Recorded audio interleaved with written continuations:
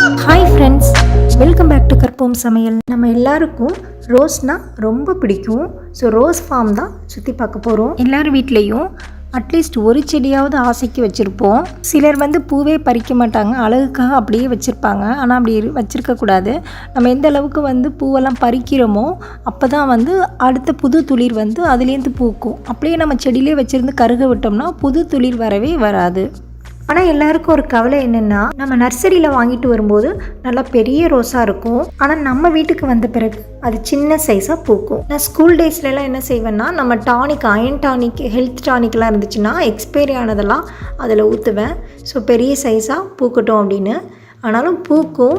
ஆனால் இப்போ எங்கள் ஹஸ்பண்ட் தோட்டக்கலை துறைங்கிறதுனால அவங்க கொஞ்சம் டிப்ஸ் சொன்னாங்க, அதிகமாக கொத்து கொத்தாக பூக்கிறதுக்கு. ஸோ அந்த டிப்ஸை அவங்களோட ஷேர் பண்ணலான்னு நினைக்கிறேன்.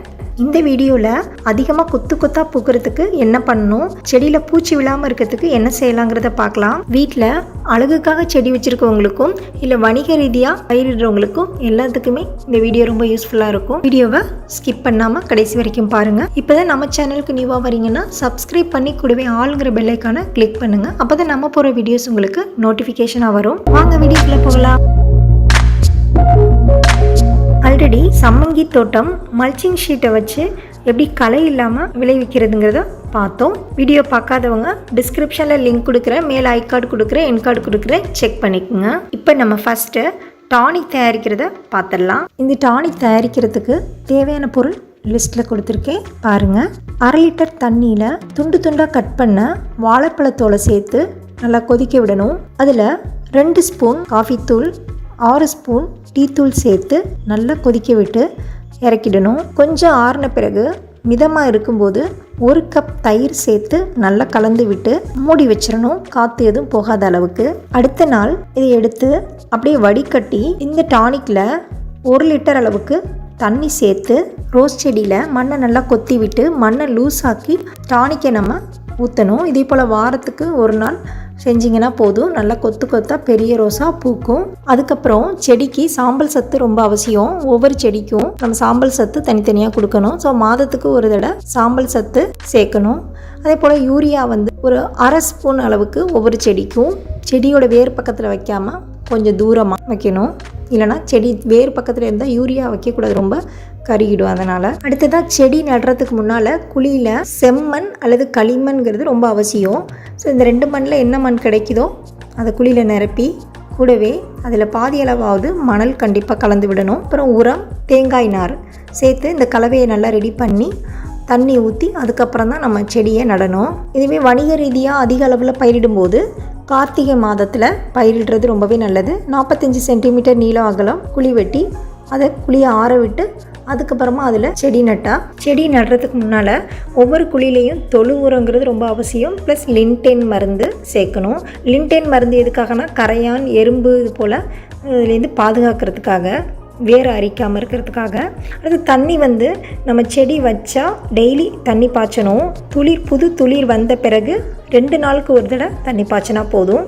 அப்புறம் நல்லா பூக்க ஆரம்பித்த பிறகு வாரத்துக்கு 1 நாள் தண்ணி பாய்ச்சினாலே போதும். இப்போ நம்ம பூச்சி விரட்டுறதுக்கான மருந்து தயார் செஞ்சிடலாம் வீட்டிலையே. நிறையா பேருக்கு ரோஸ் திடீர்னு பூச்சி விழுகும், இலையிலெல்லாம் பூச்சி விழுவும். ஸோ பூச்சி விழுறதுனால பூக்கிறதும் கம்மியாயிடும், கருக ஆரம்பிச்சிடும். ஸோ அதுக்கு நம்ம வீட்டிலையே மருந்து தயாரிக்கலாம். இந்த பூச்சி விரட்டி மருந்து தயாரிக்கிறதுக்கு 10 லிட்டர் மாட்டு ஓமியத்தில் 5 கிலோ சாணமும் 5 கிலோ வேப்பிலையும் சேர்த்து நல்லா நொதிக்கிற அளவுக்கு 2 நாள் வரைக்கும் விட்டுறணும். அப்படியே மூடி வச்சுட்டு அதுக்கப்புறம் அதை நல்லா வடிகட்டிட்டு அதில் 200 லிட்டர் அளவுக்கு தண்ணி கலந்து செடியில் ஸ்ப்ரே பண்ணோம்னாவே அதுக்கப்புறம் செடியில் பூச்சி எதுவுமே வராது, பூவும் நல்லா பூக்கும்.